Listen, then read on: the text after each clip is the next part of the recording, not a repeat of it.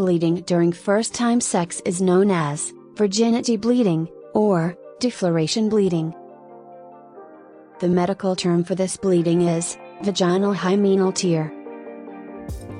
The hymen is a thin membrane that partially covers the opening of the vagina in some females.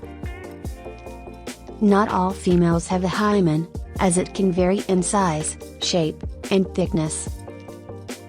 The hymen can be stretched or torn during various activities besides sexual intercourse, such as physical exercise, using tampons, or even from accidental trauma. Bleeding during first-time sex is relatively common but not universal. Some females may not experience bleeding at all. The amount of bleeding can range from spotting to more significant bleeding, depending on the individual and the extent of the hymenal tear.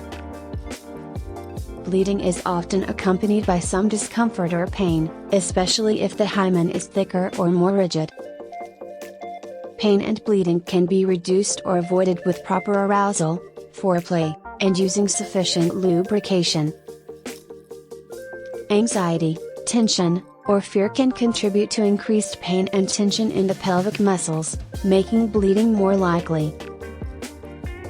Bleeding during first-time sex does not indicate the presence of any underlying medical conditions or abnormalities.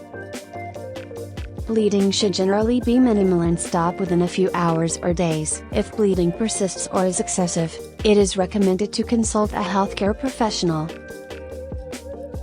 The presence or absence of bleeding during first-time sex is not an indicator of virginity, as the hymen can be torn or stretched before sexual activity. Cultural beliefs and societal expectations often associate bleeding with virginity, but these notions are not based on scientific evidence. Some cultures place significant emphasis on virginity and may consider bleeding during first-time sex as a requirement or proof of virginity. The hymen is a topic of social and cultural significance, but its physical presence or absence does not determine a person's worth, morality, or sexual experience. Bleeding during first-time sex can cause emotional distress or anxiety, as it may not align with expectations or preconceived notions. Open communication with a sexual partner about expectations, concerns, and comfort levels can help reduce anxiety and create a supportive environment. Engaging in sexual activities at a pace that feels comfortable and consensual for both partners can contribute to a positive and enjoyable experience.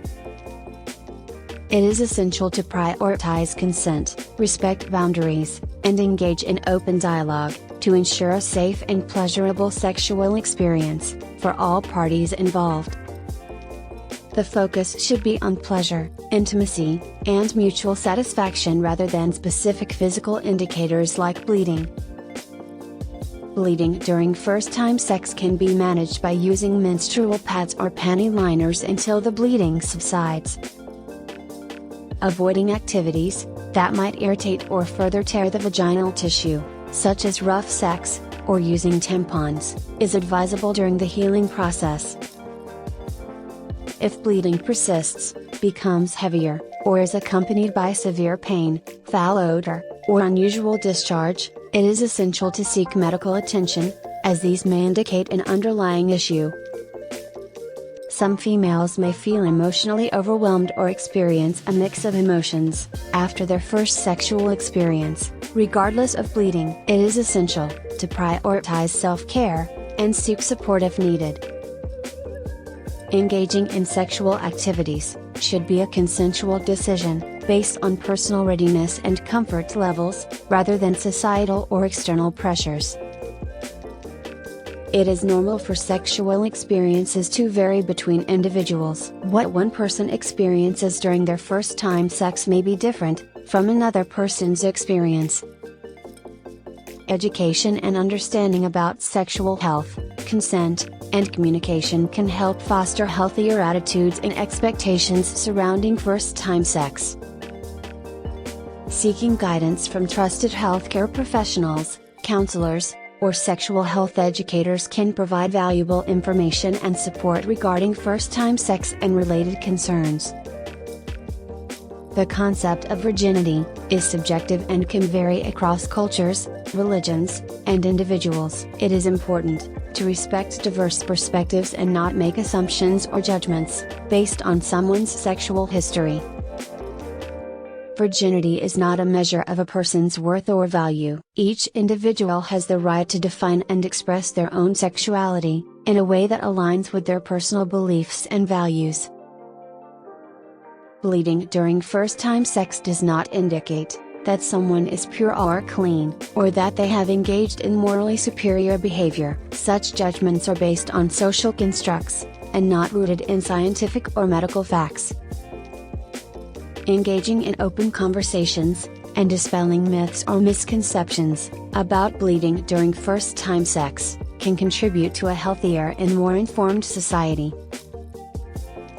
Understanding and respecting the physical and emotional boundaries of oneself and one's partner is crucial for maintaining a healthy and consensual sexual relationship.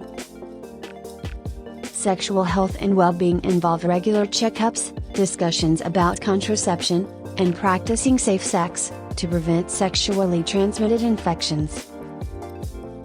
Sexual pleasure and satisfaction are subjective experiences that can be achieved through various activities and forms of intimacy. Focusing solely on bleeding, or the absence thereof, can overshadow the importance of emotional connection and mutual consent.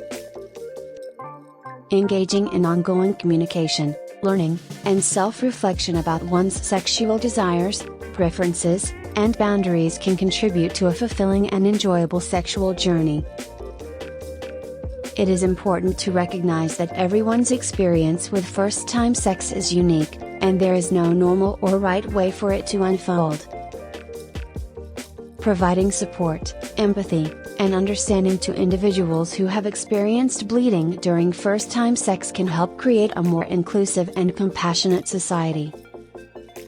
Thanks for watching. Don't forget to like, comment, subscribe,